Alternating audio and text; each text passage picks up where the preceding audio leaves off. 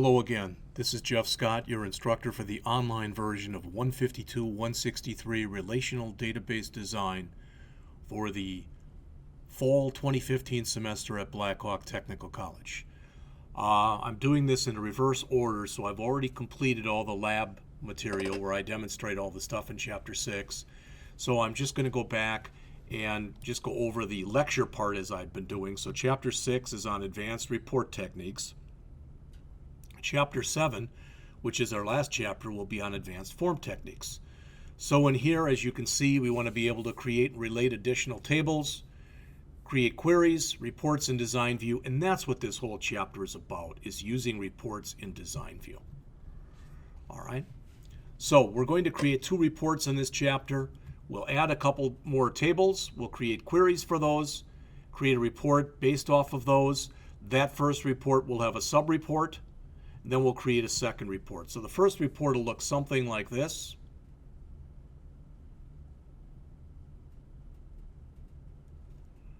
All right. And right now when I'm running mine, it's probably because I left something off. But you have to put in the name. All right, because it looks at it and it thinks it's a parameter query where it really isn't supposed to be. The second one looks almost exactly the way that it's supposed to look. All right. The ones that I've got done already for you. So we add these additional tables, and what the author asks you to do is to go in yourself into create and then go to table design mode and create this right here. Rather than putting in this material here, which you could do, the author asks that you bring it in, and when you bring it in, you're going to bring it in from a text file. All right, in much the same way, next the author asks you to come in and create the structure here. Make sure you have the field sizes, if you're going to do this yourselves, the way that it is, here and here. And then here, this stuff is in a comma-separated variable file. So in other words, and you've seen this kind of thing before, but if I take a quick look here, all right, if I come over here and I go to student data files for Chapter 6. The first file, the one that has the seminar information in it, looks like this. These are the headings right here. So this is the information right here. All right. The other file that you work with is the seminar offerings, and it is an Excel file, but it is a comma separated Excel file. So it looks like this. And you use those 2 files to basically bring your information in to the tables. Now, I guess if you really had nothing better to do, or you really liked to type or whatever it was, you could actually go and bring those in also if you really wanted to do that. I don't see any rhyme or reason for doing it, but so to create the new tables, this is what they have you do. Go into design mode, key in that information, make sure that you've got everything set up as far as sizes, etc., that you're supposed to, then import the data. The first one, again, you use the get external data text file data box. In the first one, you want to make sure that you choose text file, and the second one, comma separated variable file. Okay? All right. They talk about linking versus importing in the next section right here. And this is an important section because when you import something in, you're making a copy. So any changes you're making to the copy. When you link something, if you change, you're working with the file itself. You're bringing in the actual file itself as opposed to a copy. And the author does a very nice job of explaining that in here. You won't have to use that for this class, or at least for this chapter, but just so you're aware that indeed it does exist. All right, let's jump up to page 340. And we first create a fairly simplistic query. And that query is going to have the customer number, the seminar code, the seminar description. So that's from the customer table, the customer number, the seminar code, the seminar description. I believe everything else that's in here, the seminar description, total hours and hours spent, those are all from the seminar table. All right. Then what we do is we come in here and we bring up the expression builder and we add a new field, which is going to be the seminar offering, the total hours of the seminar minus the hours we've already spent there. So when you get done, it'll take this column, subtract that column from it, and give you that new column right here. Okay? Very, very straightforward. I'm not going to say it's simple or it's not simple, but it's straightforward. Good section here on page 344 about determining the tables and fields for the report. Know your data. Know the requirements inside and out. Talk to the people that you're working with. Talk to the people you're working for. Then examine the requirements. All right. Determine the tables, the fields, and the order of the fields. All right. Determine whether or not you'll need any grouping and whether or not you'll need any sub-reports. So we come in here and create the initial report. You'll notice in here we're doing it in design mode. All right. Which gives us, it's more complex, yet it gives us more latitude as far as what we're working on. All right. So we come in here and reports have several sections. So you'll notice there's the page header. There's the header for the book rep number. There's the detail area, and down here would be the footer sections. So we come in here, and in the book rep header area, we come in here and add a text box where we put the book rep number right there. Then underneath it, we add the information as shown here. Remember, please, when you're doing this, as shown here on page 347, I just don't want you to forget, we do not have this resources needed field in here. So what I did was I just took the amount paid in the current due and slotted them up. Okay? So we added the fields, changed the labels accordingly. Instead of BR with a number sign, we changed it to book rep number. Mine said here CU number, so I changed it to customer number, etc. All right, an important slide here, or important page in your book on page 349. When you come into here, all right, and you click, where is it? It shows you all in here under the database design. Here it shows you the different tools. And if you click down here, you'll get the more tools. The tools here and the ones that are here under the more are what are shown here. There's an explanation of all the different tools in what's called a control group. In this chapter, we go in and we add text boxes. When you add a text box, initially it is an unbound control, but we update the control source for it, so we add this. We put in this text box, and it's unbound, okay? And then we come in where it's unbound, and we type in there equals, I'll show you it here. So we come in here and we type in, don't need all this. We type in here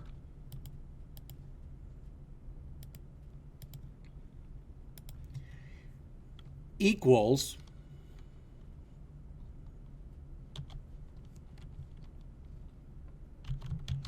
first name,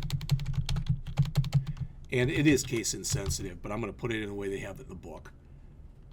Ampersand, which means and, single quote, blank space, single quote, ampersand, last name.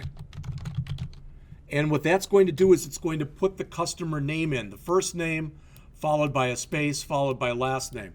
Now, when I did it, it looked at this as being a parameter query. All I can think of is maybe I'm missing that equal sign there. All right, and if I am, it would be a parameter query. In fact, I don't want to waste my time or yours, but I am going to go back and look at that right now. So let me open from Chapter 6, and let's see if that's indeed the way that it is. See how I have to put that in? So if I put in Melinda Perez, it does give me the information, all right? But I want to come in and I want to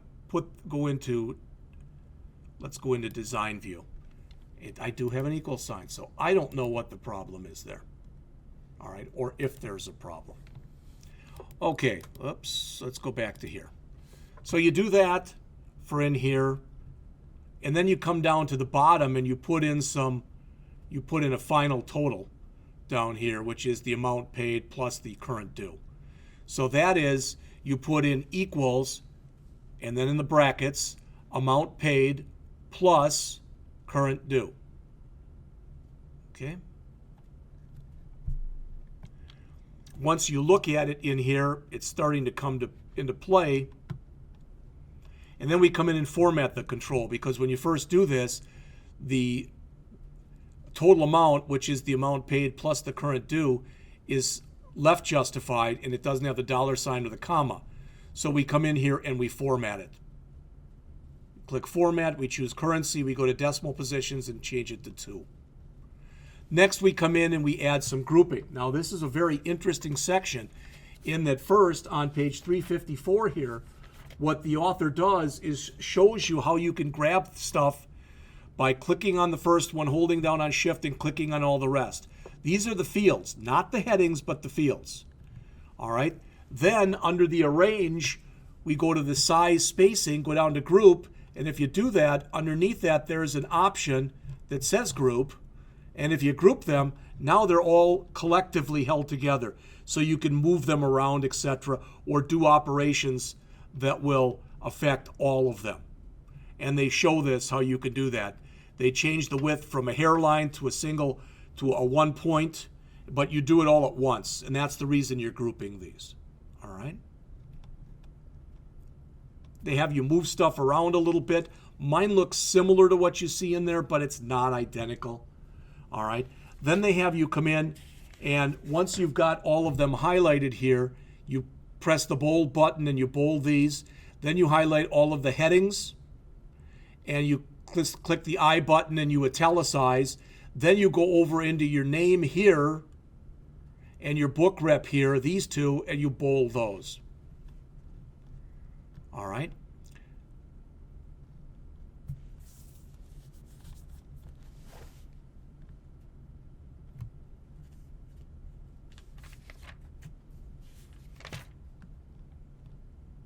So next thing we do is we come in there and we add a sub-report. All right, and that's shown starting on page 359, adding a sub-report. And it's up here, or you can click, on mine, if you've got all of the tools showing, click, and it's one of the options in there. You add it. It's the same exact icon as we use to add a subform. But the system knows, since this is a report file, you've already saved it as a report file and you're working on it as a report file, it'll add it as a sub-report. You go through and you use the Use Existing Tables and Queries. You change it so that the query down here, the one you choose, mine is CH7, Seminar Offerings and Seminars Query, and you add every field. You make the Choose from List, you click Next, and that adds it down here. Next, the author has you open up just that sub-report and fix it, basically. If you get a little yellow triangle here, and I did on mine, that means you've got some layout issues. Normally what it means is that your area is too wide for where you're trying to put it. All right? So you can move stuff around accordingly or decide to remove fields, etc. So he comes in here and asks you to change the headings like this, change and add the Can Grow property to the seminar description, because that's the one that might get a little bit bigger. When you get done, it's going to look like this. So he's got the headings on 2 lines as opposed to 1. All right. I did all the stuff that was in here, played around with the colors, etc. Did a little bit of resizing. Mine doesn't look nearly as nice as probably the author's does, but what I did is fine as far as I'm concerned. All right, I went in, added I don't even remember if I added the title and the page number, but you can go through. You should do this, and if you are asked to do this on an assignment, of course you are expected to do it. Those are, on your assignment, those are your requirements. All right, let's just jump up all the way to page 371 here. And on 371, the author shows you how to remove headers and footers for the report, for the page, how to insert page headers for the report and the page, and even how to include an image, and if you want to, how to use an image for the background for the report. All right? That brings us to the second report that you create. And let me just show you these again. I think I already have, but I'm going to show them to you again. Maybe it's better that I do it in this order. I don't know. But so this is the first report. All right, let me close that. So you can see that's all the information for Melinda Perez. There's the next customer. There's the next one. So you can see it. Okay, it's all in there. All right, and the second one,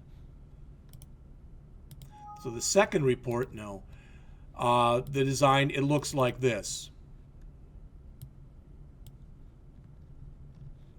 Oops, try that one. So it looks like this. That almost looks identical to what they have in the book. All right, so those are the two that you're building in the chapter here. In fact, let me close that. Close this. Good. So we again do create this report, and we create it from Design View. This is kind of an interesting report because what the author does is he has you put something in the book rep header field and then take the heading, change it, cut it, and then paste it up here. So he's doing a little bit of work so you can see what works and what doesn't work, what you have to move around, etc. We again change the can grow property here, but this time the can grow property is for the customer name because that's the thing that can be a little bit bigger. We add subtotals in here, and it's kind of a neat example because we first add subtotals in our page footer.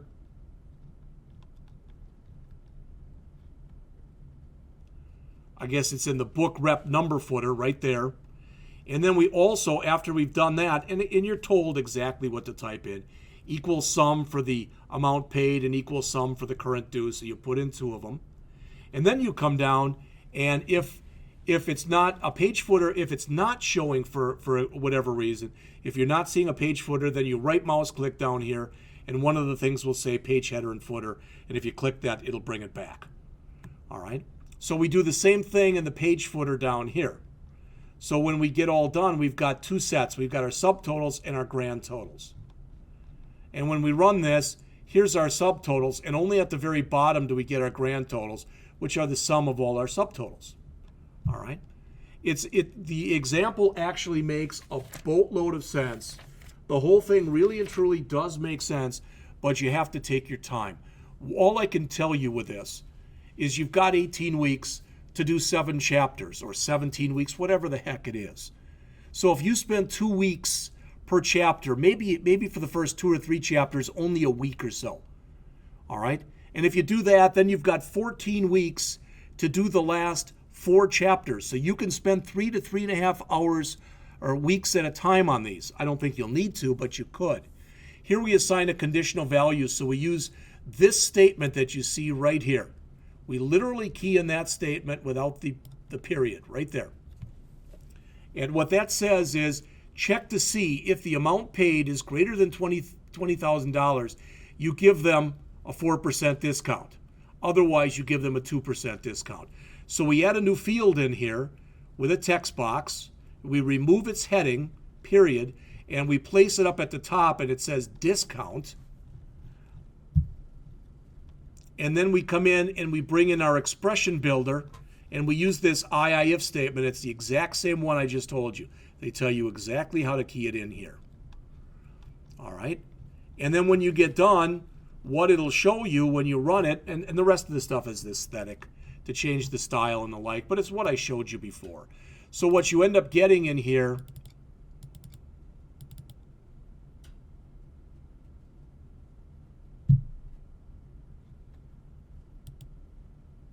when we bring this discount report up, all right,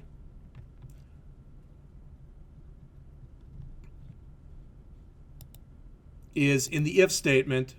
I shouldn't even show you in the if statement. We did the discount here. And if the amount is greater than the current due, if it's greater than $20,000, they get a 4% discount. So that's 4%.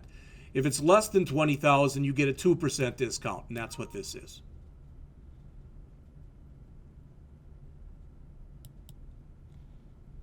All right, that should be everything as far as I know. And that's just about finishes the chapter for us. If you want help on functions, you can bring up the expression builder and it'll give you some help.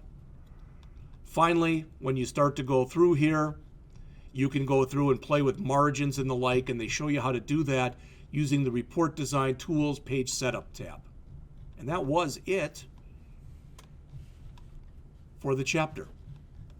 All right, so I am actually done now with Chapter 6.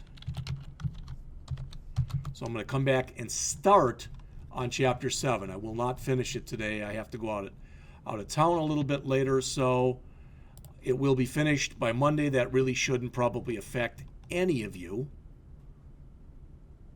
but I just wanted you to know that.